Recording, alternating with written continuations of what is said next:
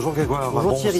C'est vrai, Marin Cilic n'était pas dans sa meilleure forme. Des petits soucis. Vrai, mais Federer a gagné son... Il était au-dessus. Voilà. C'est monsieur record, Roger Federer. 8e à Wimbledon, 19e en Grand Chelem. Donc une carrière exceptionnelle, des records, on va en parler. On a plein de chiffres pour vous. Regardez ces images de ce qui se passait hier, si vous n'avez pas vu la finale, avec le Suisse Roger Federer qui soulève son deuxième trophée majeur de la saison après l'Open d'Australie, le premier à Londres depuis 2012. Et à 35 ans et 342 jours exactement, il est devenu le plus vieux lauréat d'un tournoi du Grand Chelem.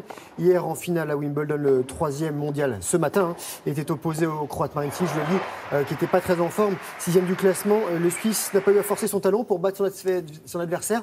Pour la 7e fois en 8 confrontations, Cilic était touché au pied gauche. Il s'incline 6-3, 6-1, 6-4 en 1h41. Federer disputait sa 29e finale en Grand Chelem, un record. La 11e ici, un autre record. Et son 321e match remporté, encore un record, voilà, en majeur. Le Tour de France à présent. Alors c'est une journée de repos aujourd'hui et hier le leader Froome a connu quelques petits soucis mais il garde quand même son maillot jaune. 15e étape, regardez, avec Froome qui a eu des petits problèmes en fait de roue arrière pour le Britannique. Bon, il a réussi à résoudre ses problèmes. Le triple lauréat du Tour a été contraint à une course-poursuite intense avec ses rivaux pour la victoire finale. Au bout des 189 km arrivé à Puy-en-Velay, victoire du Néerlandais Mollema.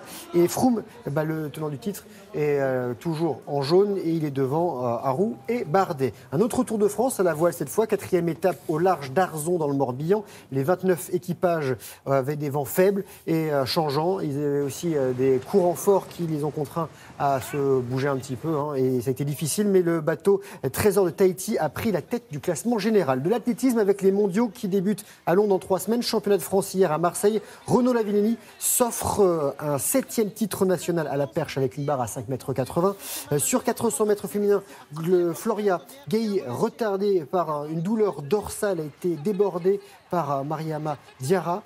Et Christophe Lemaitre, lui, a été battu sur 200 mètres. C'est son premier revers sur cette distance depuis 2009, battu par Jeffrey John. Vous connaissez ce garçon, et c'est à Silverstone. C'est le Britannique Lewis Hamilton devant son public.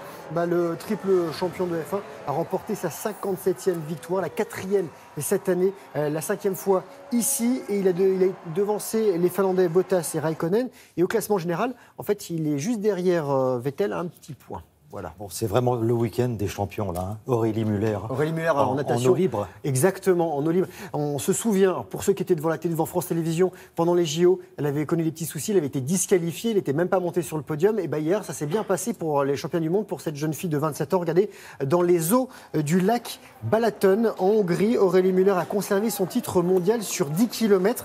L'été dernier à Rio, donc la nageuse de 27 ans avait été disqualifiée, privée de podium aux JO. La France a décroché 2 médailles d'or en eau libre ce week-end avec Marc-Antoine Olivier qui a gagné sur 5 km samedi. On va rester dans l'eau, toujours en Hongrie, avec des Bleus qui ont coulé. Les filles de l'équipe de France de water-polo. Elles ont chuté lors de leur premier match de champion du monde, battues par les Néerlandaises, vice-championnes du monde, 17-2. Prochain adversaire, ce sera la Hongrie, donc les locales de l'étape. Et pour finir, du foot féminin, avec l'Euro 2017 aux Pays-Bas, les Danoises battent les Belges 1-0. But de Van den Sanden. Et le Danemark est en tête de son groupe devant les Pays-Bas, vainqueurs de la Norvège 1-0. Et la France joue mardi face à l'Islande.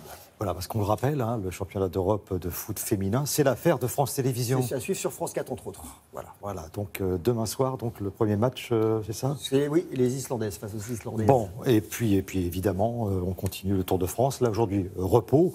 Mais demain, ça recommence avec toute l'équipe des chroniqueurs. C'est génial, Là, cette année, c'est spécial. Il y a de quoi faire.